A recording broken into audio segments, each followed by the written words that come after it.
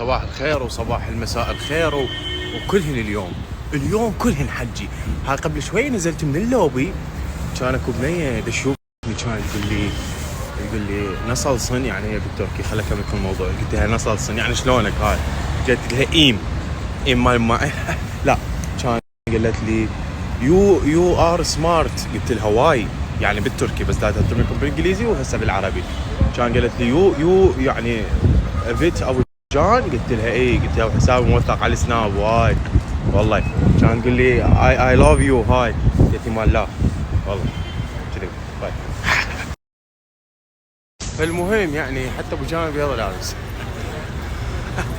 اقوى واحد يحشش عليه تحشيشه اضربه بلوك. فالمهم حييت سبحك عن بعد فحييني يا دلة الخير يا ام البساتيني.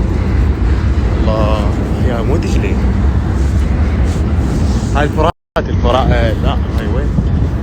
هاي اسطنبلول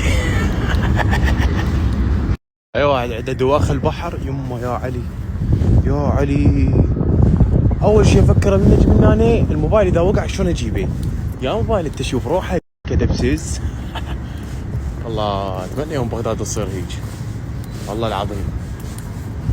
يقعد هناك يا هاي والله لا يصير ابني ما راح وجه والله. الخضار اللي هناك كلش حلو يعجبك تنقلب طلي يكرم طارع الله.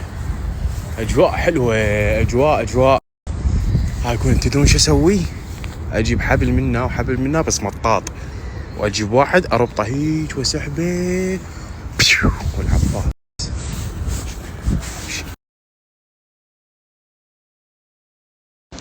شلونك حبيبي؟ هلا والله حبيبي. عمره من وين؟ من بلجيكا يابا جايينك. شلون عرفتنا؟ شلون؟ والله من النظارة من الشوارع.